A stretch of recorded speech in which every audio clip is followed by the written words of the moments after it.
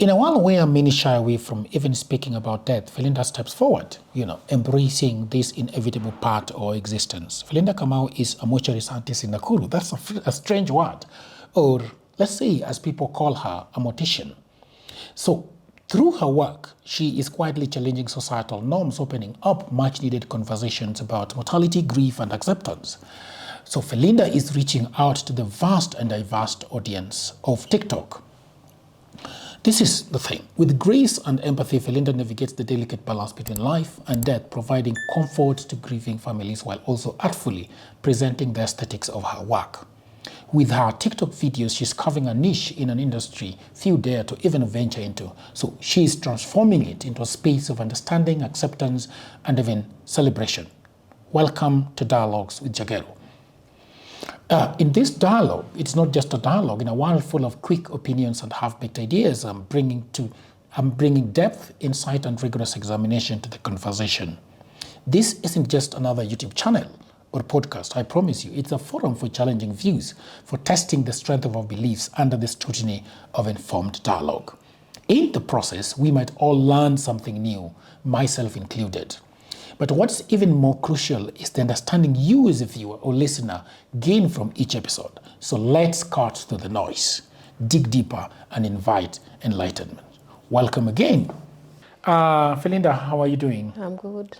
When I read your story on The Nation, and then I read it some other places, I think a lot of people picked it from The Nation and decided to make it their own. Yeah. It was an interesting story, and the reason why it was interesting, and by the way, Dialogues with Jagero is an intimate, very honest conversation that we have with people. When I heard this story, I was like taken aback, because when we are talking before this, you told me that there is a way that people look at people that are dealing with those that have passed away. And it is very, very interesting and very unfair, because then people cannot take care of their own dead. You wake up and there is a loved one dead in the house. The first thing is to jump up and down, and you don't know what to do with that body. And then the body is taken to a mortuary. And the person that you get at the mortuary is Felinda. And a lot of people are like, why are you doing this job? And then the job also has to be done. So for me, I'm very thankful for coming here to Nakuru to talk to. And before this, you told me a very lovely word, that you're not a mortician, you are a mortuary scientist. And that is very interesting. So what the way I want to start this is, how are you doing? Doing it well. Yeah? Yeah. How are you doing yourself? I'm good, I'm doing well. Yeah. And life is good. Yeah. Life is good, yeah. So I want to tell you a story of how I interacted with the dead.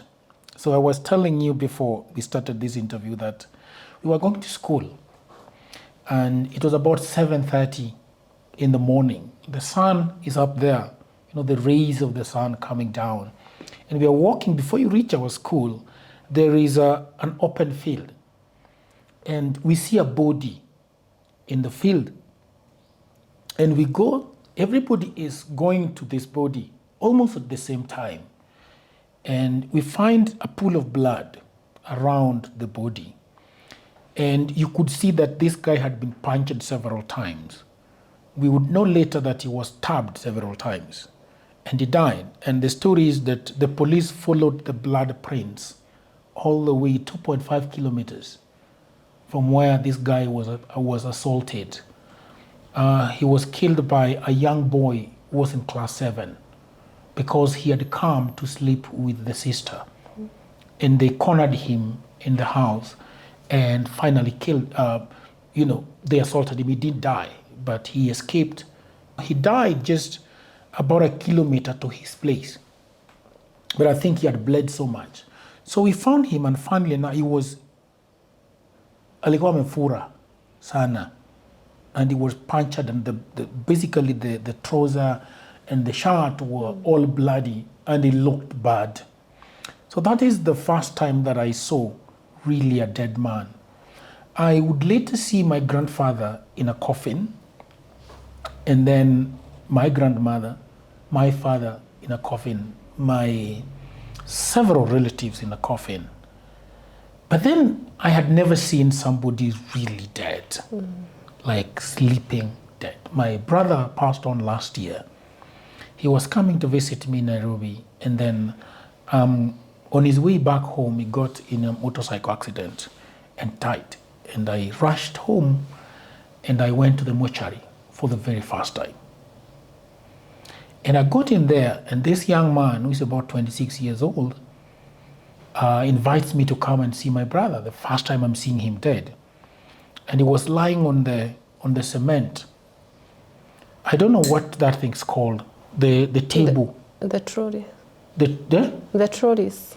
No, he was on a you see, they make us something like a slab. And then the body is put there. And one of the things I saw with my brother is that his skin was like polythene. It was completely black. And one of the things I realized that his balls had really swollen. And the legs were swollen because he had fractures, several fractures. And you know, when I talked to the young boy later, because we just sat, the mortuary is full of morphine. The smell was pungent. Not the smell of the bodies, but the smell of what apparently is supposed to take care of them. And he told me something interesting that, you know, sometimes I feel like these people are not dead. They're just there. Yeah. And I can feel them, you know? Yeah. So, and then I see this amazing story of you tending to the people that have passed on. I want to go back to your story. You are in Kirinyaga. You told me you were born in Kirinyaga. I wanted to hear about how you were brought up. Okay. Yeah. Okay, my name is Felinda Wakothi Kamau. I was born and raised in Kirinyaga County, Gishugu. It's called Gishugu? Yeah, Gishugu. Yeah. Yeah. Okay, I was brought up by my mom, my dad, and 4 siblings. Yeah, I'm the third born of the family. When you are in the village, I was born in the village too. Yeah. I don't think about, when you are there, you think about being a pilot. Okay. You think about being a doctor. You think about being... I was to be a surgeon. Yeah. Although a doctor. But when I finished my Form 4 course, my secondary school course, I never managed to be a doctor. Because of the cut-off point. Yeah. So I decided to be a nurse. But there was financial breakdown. So I just decided to stay in the village and do some vibaruas there. So one priest from a Catholic church came and decided to introduce this course to me. The mortuary science. Yeah, and I thought it is in medical field. I should do this course because when I do this, still I'm in the medical field. Yeah. Yeah. In my village, when you don't have a job and you're just there, most of the kibaruas is weeding. Yeah. Weeding for people, cutting fences, you know, splitting firewood. What do you do? I was working in an M-Pesa. As an M-Pesa agent? Yeah, I'm an M-Pesa agent. Yeah. Were you ever conned in an M-Pesa agent? I hear there is a lot of conning on the M-Pesa agent. I was conned 350. 350 shillings? Yeah. How did that happen? Okay, somebody called me pretending to be a Safaricom agent. Sure. Yeah. Lucky to me, I didn't have fruit in the phone. So he never managed. So he took everything that was there? Just 350 bucks. Tell me how this priest came. What did he tell you? Okay, he came. He told me, first of all, he questioned me what I'm doing in the village. I should be standing. I should be in the school. I told him I don't have money to help me in studying. He told me there is a cousin of his working as a mortician in Nairobi women. He told me to think about it, whether I'm going to do the mortuary science course or I'm going to stay in the village. So I went, I decided, I told him I've made up my mind to be a mortuary When he told you this, did you know what the job is? Yeah, he explained to me, and I was scared at first because I thought people working in the mortuary or other funeral industry are drunken people, are dirty people. Yeah, and I thought it is a taboo working in a mortuary. So at first I never wanted to work there. I believe that you talked with your parents. Yeah. Okay. What did your father say? What did my dad passed away when I was 6 years old. So my mom raised me up as a single mom. That's a long time. 2004. 2004. So at this point, I told her I want to study mortuary science. She said, no, you are not going to work in a mortuary. Why did she tell you no? Okay, what I came to learn, she thought, as I thought too. Working in a mortuary, I'm going to kuangusha familia, nitaangusha. Yeah, people won't want to associate with her. Yeah. Your daughter is working as a mortician. Yeah, working in a mortuary, that is not normal. That is not normal. It is for some people. Who are not. Yeah, and for men. And for men. Yeah, and for men. And then, so we are still back here. Your mother tells you no. Yeah, my mom told me to think about it. Yeah. And you did? Yeah. Okay, she told me to decide between being a teacher and to work in a mortuary. So being a teacher, I told her I have not that confidence to stand before people's or to stand before students. So I don't want to be a teacher. You thought about it at night? Yeah. What came into my mind as I was thinking about it is that I'm going to learn about mortician, but nitakuja kubadilisha.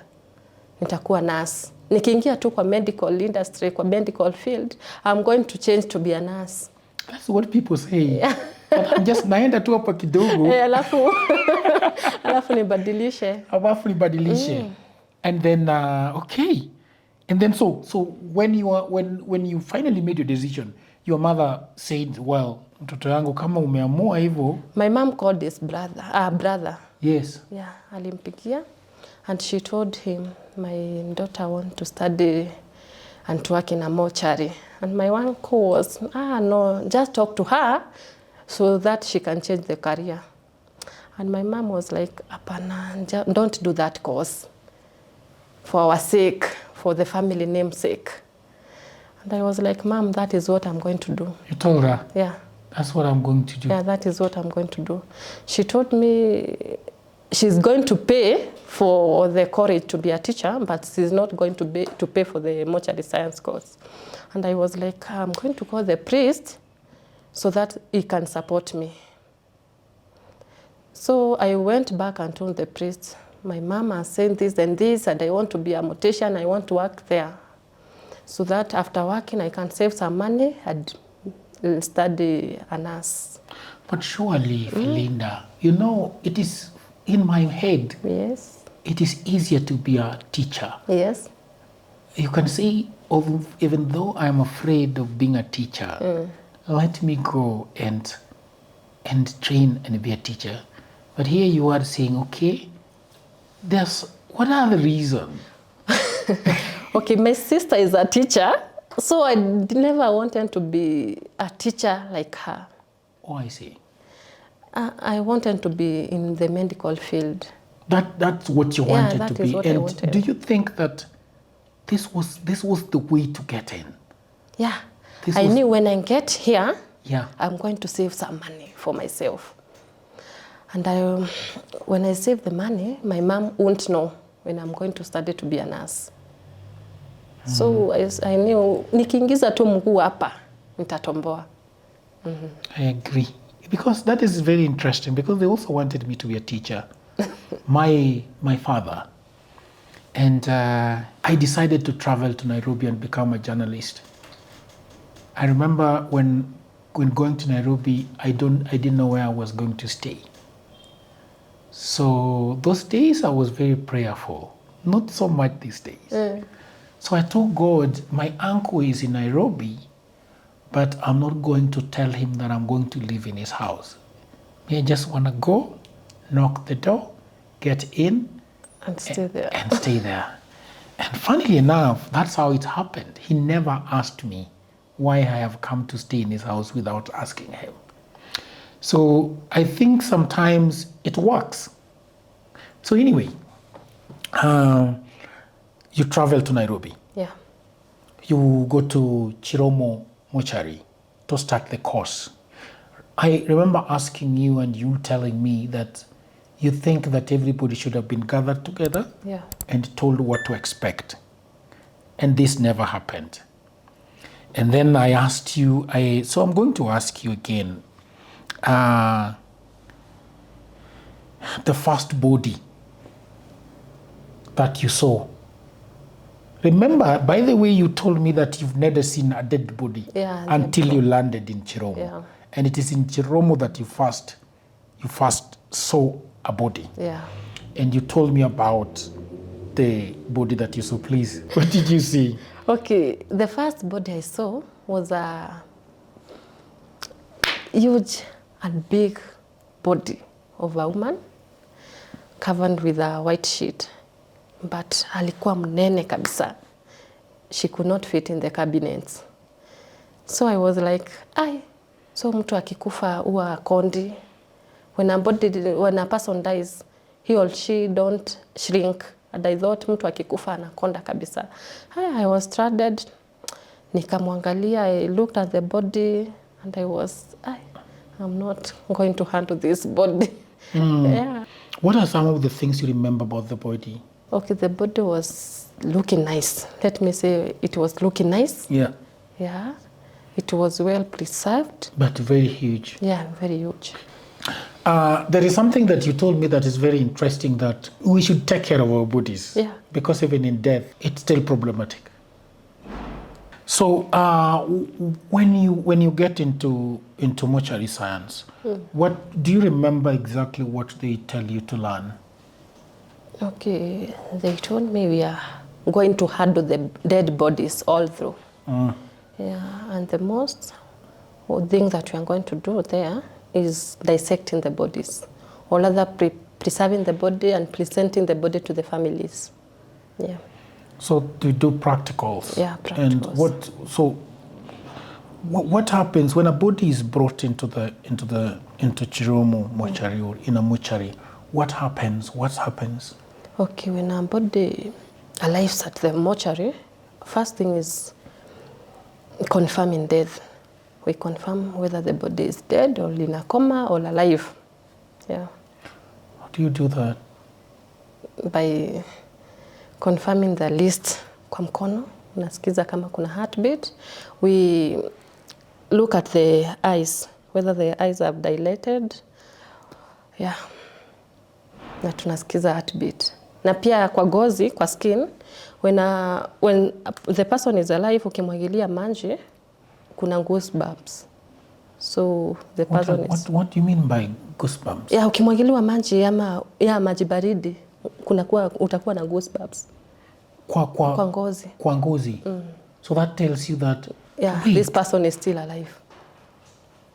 Wait. Yeah. So people can be brought into a mortuary and they're still alive. Yes. Why are they being brought into a mortuary if they're alive? Maybe when a person was in a coma, no one took the body to the hospital, no one took the body to the police stations. Yeah. They just assumed the body is dead. Really? Yeah. That means we could be burying people that are alive? Yeah, when we are not careful. Wow. We could be burying people that are alive. Yeah. I'm actually seeing it in the movies. It can be little. They bury people that are alive. Yeah. And then after confirming that the body is actually the what is the word that you use when somebody is dead? Do you have a specific word that you use that when you confirm? What do you say when the body is he's dead? What do you say? As in, ukielezea familia ama? No. To your fellow people, is there a us. language? No. You just say The body. the body is dead. Yeah. The body is dead? Yeah. Lifeless. Lifeless. Yeah. Okay. So what is the process of preserving the body? What do you do to the body from when the body arrives to the mortuary? You've told me that you confirm death. We confirm death. And okay, after confirming death, so you can just explain to me the entire thing. Yeah. Okay, after confirming the death, the body sasa kama imekufa, we tag the body. Okay, and then we disinfect the body before starting any preservation method. We disinfect the body through maybe fumigation or washing the body, and then we wash vizuri, kama ni meno, we blush, kama ni macho, we close the eyes, we set rigor mortis, that is settling the rigor mortis. After that, now we can dissect the body, maybe for preservation. What the dissection, what happens when you dissect? Mostly in a facility, we use femoral arteries. The arteries, maybe femoral artery, huku kwa shingo, carotid arteries, kwa mikono. Yeah, but we prefer the femoral arteries. Hizi zingine zitaonekana maybe when dressing the body, the families can see kuna marks kwa mwili. So you insert the dawa? Yeah, the fluid through the arteries. To the arteries. Yeah. So that what does this do to the body? Okay, the arteries ndio damu zinatumia bado. So ukiinsert dawa na iko na pressure, maybe the gravity ama machine pressure inatumia hizo mamishipa. So zinazunguka kwa mwili. Yeah. And this is what makes the body to be preserved. Yeah. So what makes a body smell? What are you actually preserving? What exactly makes the body? The body doesn't smell. What smells on the body? What makes the body kufura? Yeah, like okay, what makes the mortuaries to smell? Maybe the cleanliness, usafi. Ndio inafanya mortuaries inuke. Maybe ukiweka mtu dawa hujandrain mwili vizuri. Alafu kuna vitu kama damu, kuna spillages zenye zimemwagika maybe kwa cabinets. Hizo ndio zinanuka, lakini si mwili unuka. Mwili hainuki. No. Mwili hainuki. Ukisikia mwili ikinuka, something is bad. Kuna maybe preservation was not well done. But ukipita tu kwa mortuary usikie inanuka, ni harufu, ni usafi. Ni usafi? Yeah, ni usafi. Because where my brother was really clean. But I went to maybe inside the cabinets kuna hizo madamu, kuna tutasema aje, hizo mamajimaji, fluids. Yeah, fluids. And they should be drained properly. Yeah. So that, because there are mortuaries that you go to and you don't feel anything. Yeah, like Egerton, we don't hear any smell. Because in any case, it is a school. It is where they teach people how to do this properly. Yes. And it is done very, very well, yeah? I remember the story we talked about. Yeah. When you started being a mortuary, I like the word mortuary scientist. I don't know why people use the word mortician. The mortician looks like a horror movie. Mortician sounds like a horror movie. So she told me, by the way, Kevin, that she's a mortuary scientist. Yeah. That is the term. Yeah. She's a mortuary scientist. She's not a mortician. Don't call her a mortician. Yes. So this question is about, you remember your mother telling you that for the name of the family. Yeah, for the sake of the family. Don't do this. Just spare us the shame. Yeah. Which is very, very interesting. So you are single when you begin this work. Yeah. And then you start dating. Yeah. So you met this guy, and did you discuss the work that you do? You told me that he got you at your workstation. Yes. And he knew. But then I want to ask you something first. Did you, when you are the family is saying that spares the shame. This work is shameful. Yeah. This job is shameful. And as a woman, you are thinking, you wanted to get married, right? Yes. Good. So you are thinking, which a man is going to accept me? Tell me the truth. What did you think about this? Okay, as I started, I was single. Yeah. But I knew, because I'm going to school, it is something perfect. And I am not going to waste myself because I'm doing it out of passion. So you meet this guy, And you discuss. He wants to take you out? Yes. And you agree? Yes. Did he ask you about your job? No, he just wanted to know how I go about it. Ah. Yeah.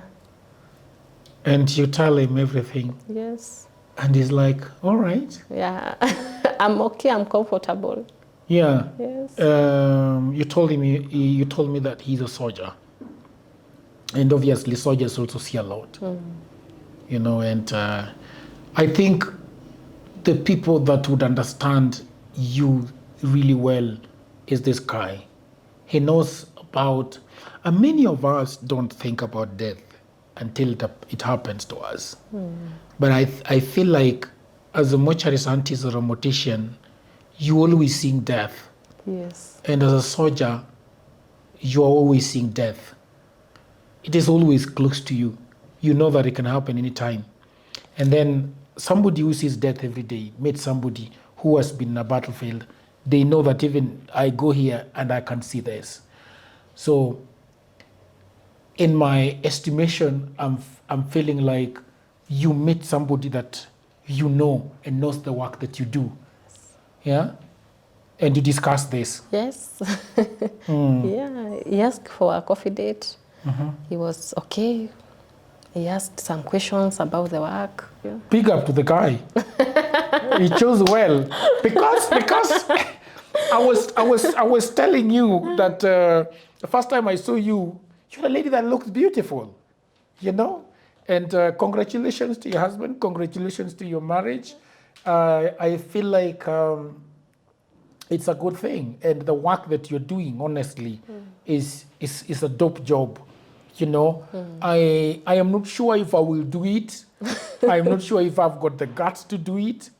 You know, but I feel like in life people choose the path they want to take, and they do it because everything, somebody has to do something. Even the people that are in Juakali, the people that are flying planes. I sat down with somebody that is taking care of landing planes, and he told me that one of the things that when you're going through training to be a pilot or to be, I forget the name of this person, he's the one who lands actually planes, tell you that it's your time to land and gives you the route that you take in order to land. And he was explaining to me that, for example, the airspace of Paris can at some point have 500 planes trying to land over Heathrow Airport, over New York. Like, and a plane is coming from Kenya to land in London. It has got 370 people on board. You do one mistake and you kill 370 people. Or you give somebody, he was telling me that if Kevin is the one who is coming to land the plane, he tells you that you are supposed to be taking this route. And Kevin has to repeat exactly what he has said so that it is on record that he told you the route is A, B, C, D. And Kevin, who is the pilot, has to repeat back that the route I am taking is A, B, C, D. Because if Kevin does not respond and say, then he might have had something else and actually keyed in the wrong thing. You know? So, and this is the thing that even happens with the doctors who do surgery and then leave things. I hear people leave things in the body. Yes.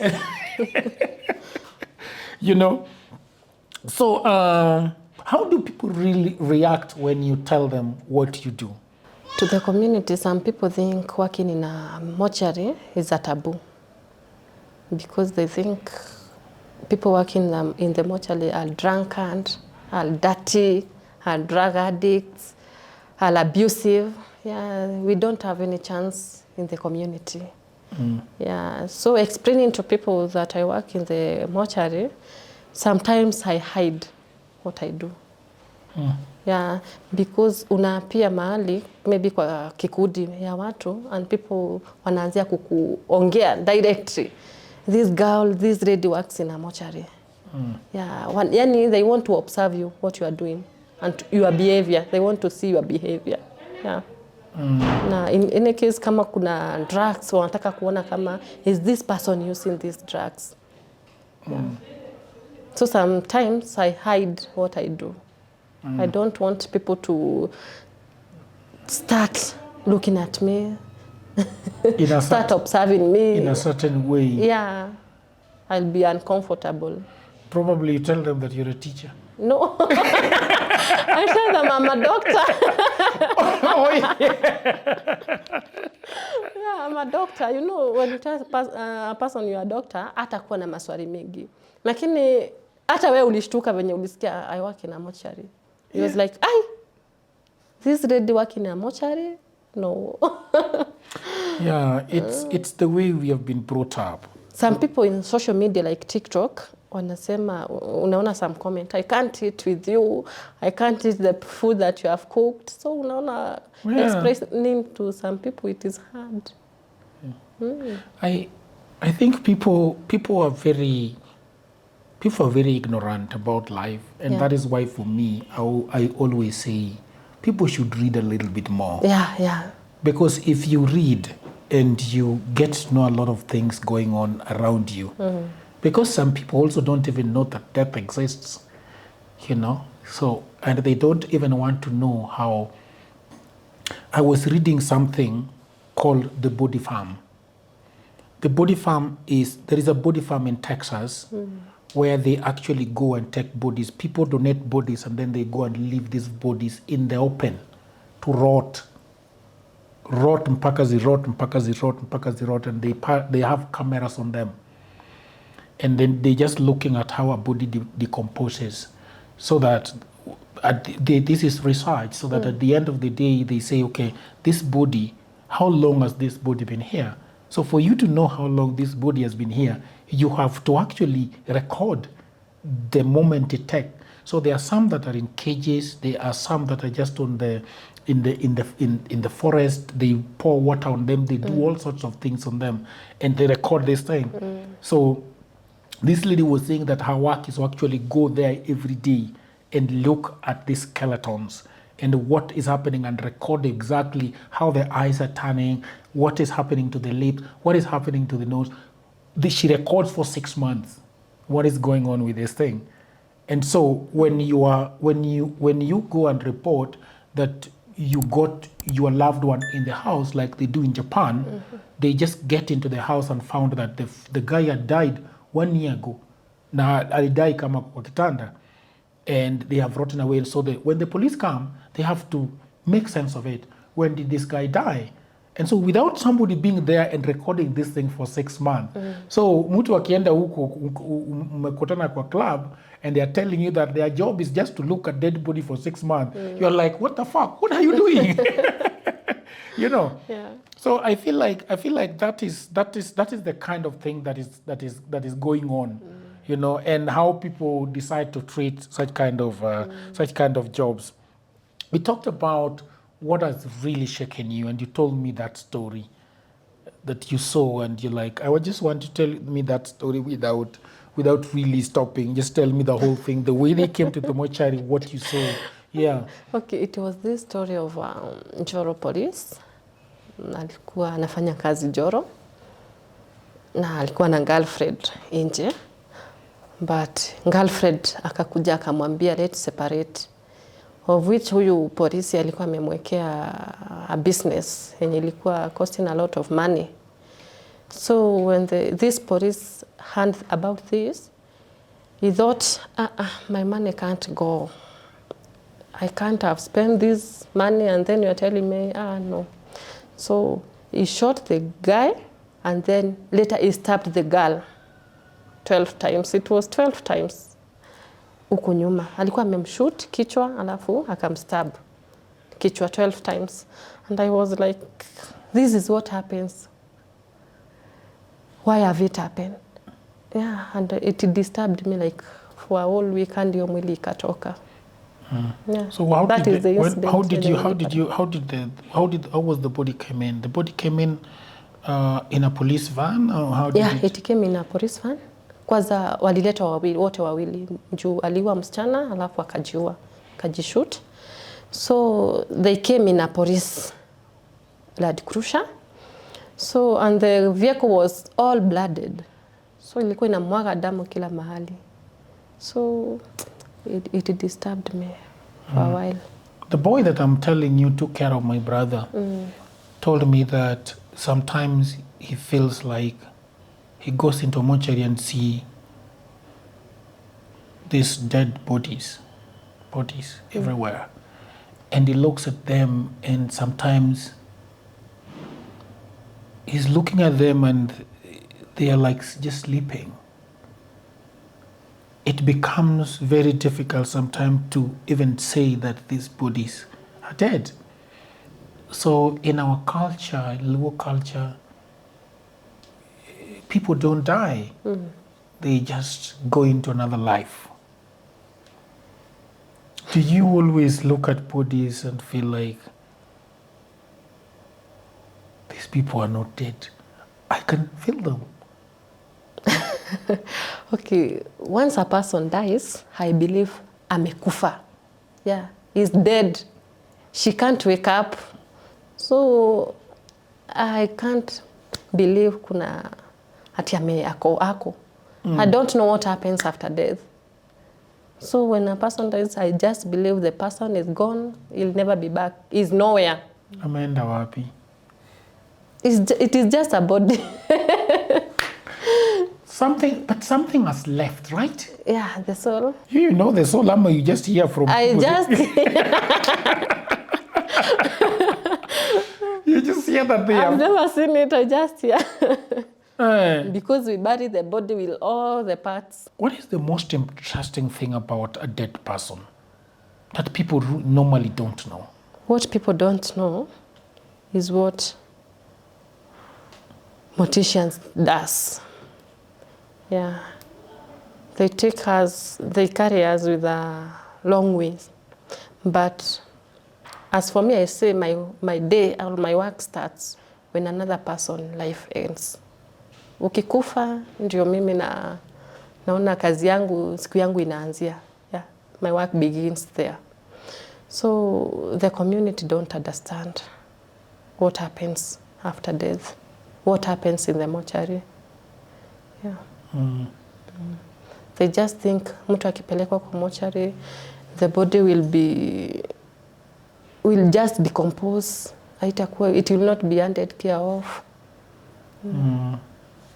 I asked, what is the weirdest request that you've had from people about their relatives that have died? You know, some people believe on some cultures na hatuwezi watoa hapo. So you just hear mtu amekufa because of this and this. Now I want to do this because I don't want that spirit to come back to me. When I do this, he or she won't come back to me or won't call me in the grave. But we as morticians don't do that. We don't collaborate with the families to do some cultures. Yeah, our work is just to prepare, to present the body to the family. Hizo kazi zingine, you can do them for themselves. They can do them for themselves. But we offer them the space to do that. So this family comes to you and tells you that Yeah, they want you to put syringes on the body. Yeah. Where. And then you told me that you refused to do it because your work as a mortician is very clear cut. Yes. Your work as a mortician is to preserve the body for a proper send-off. And then there are people who want to do something with the bodies. And because I think they fear doing it by themselves. Yes. So they come and offer you money or offer you whatever, or request you that I want you to do such a thing on my relative's body. So they are thinking, okay, this person is used to the body, so they're the ones who can do this. And of course you say no. Yeah. I asked you what are some of the things that you don't like in this line of work. You told me that the way the people look at you and this in this job. So right now you work at Egerton Mortuary. How does it operate? It's a funeral home. Yeah. It's not a mortuary. Oh. Yeah. It's a funeral home. Yes. Is there a difference? Yes. What's the difference? Okay. A funeral home is where bodies are well kept and preserved. There is no unknown bodies, there is no damages to the bodies. But a funeral home is all sort of bodies are taken there. Funeral home? Mortuary sasa. Mortuary? Yeah. But kwa funeral home ni mili zenye wako na familia, they are well taken care of. So hakuna damage yoyote. The way you brought that body to the funeral home, ndio utaipata. So who is taken to the mortuary and who is taken to a funeral home? Okay. Niseme kitambo hakukuwa funeral homes. It was just mortuaries. Ndio nasikianga hadi saizi watu hawajabadilika, that thing of mortuary. So for them, when they hear you in a funeral home, they know that you're in a mortuary. Yeah, they know they are in a mortuary. Felinda, is there really a difference?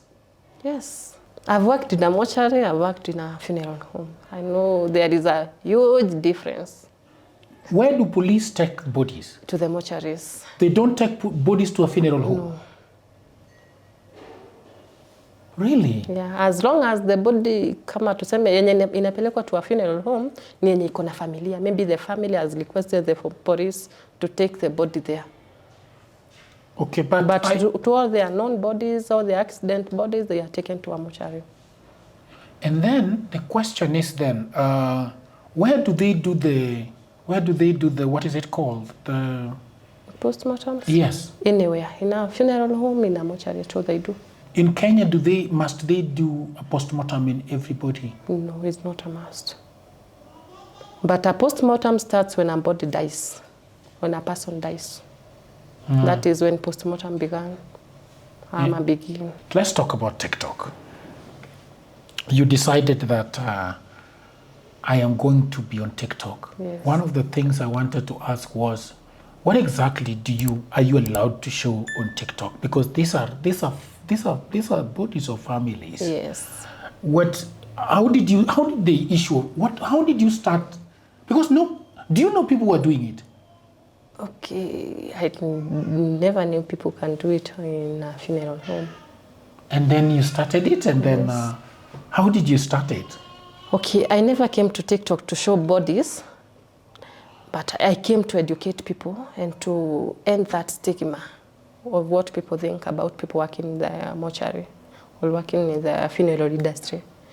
Yeah, I came just to educate people or to make people understand what happens in the funeral home. Okay, like what?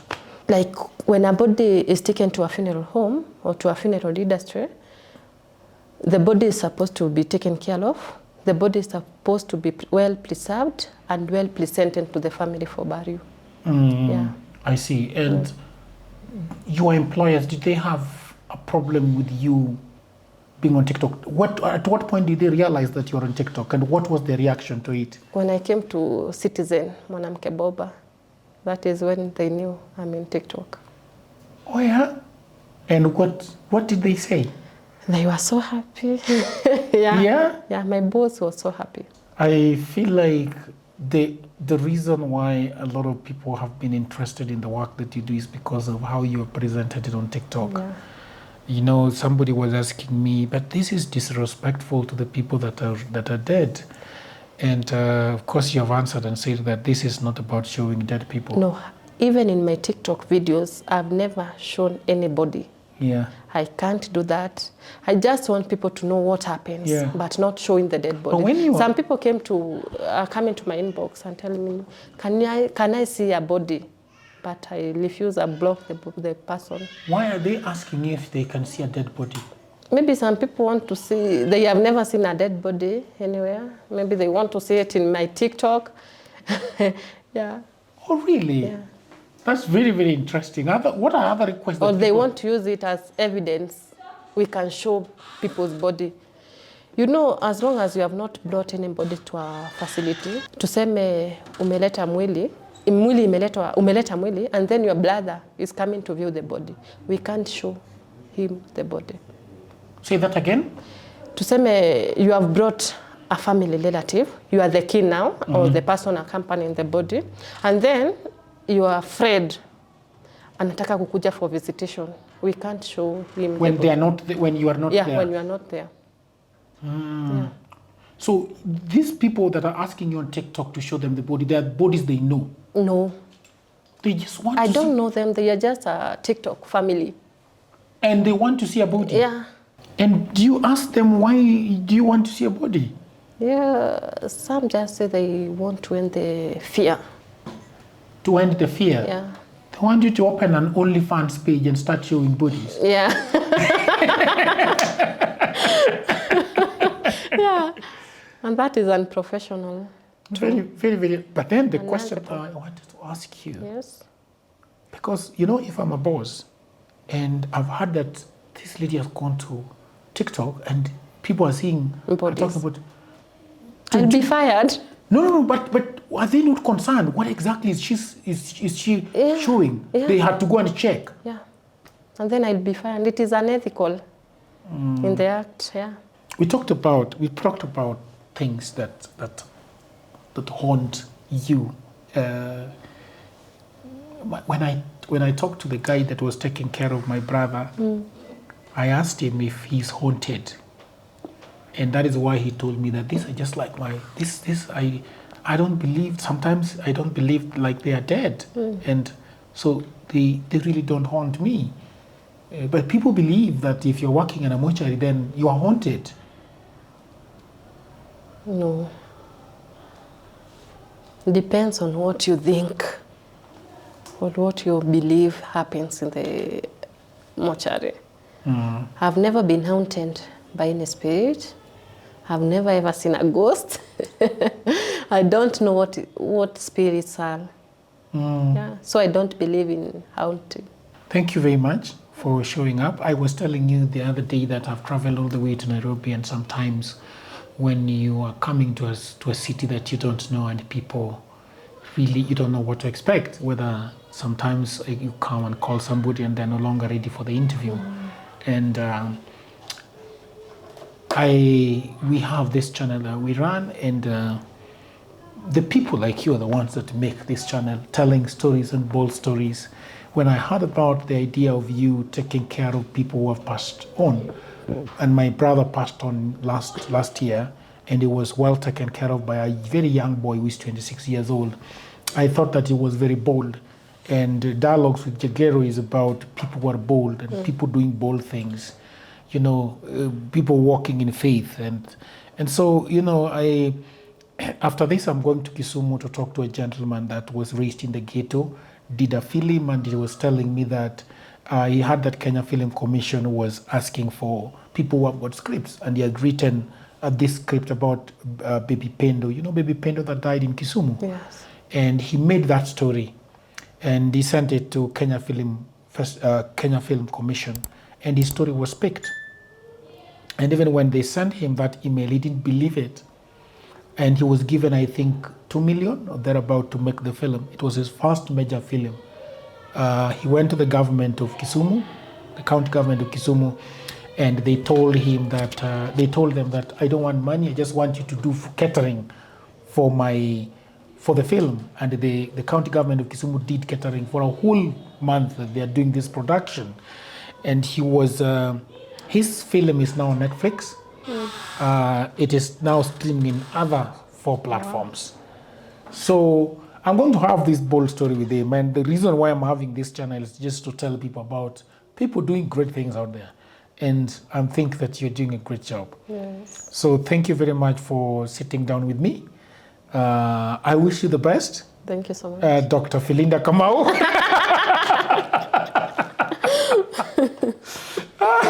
I love that. So, people of the internet, thank you very much for tuning in to this episode with Felinda Kamau. I hope you enjoyed this thing. The idea about Dialogues with Jagero is to build, bold conversation that you like, and I will get into the things that people don't want to talk about. I would ask you to subscribe to the channel. I would ask you to hit on that notification bell, comment, say what you think. Tell if you have stories that you want us to talk about, however bold they are, we are going to do those stories. So you can go to my inbox, you can comment there and say that you'd like to hear the story of such a person, such a place, and we will want to go there. So please subscribe, and until another episode, thanks for now.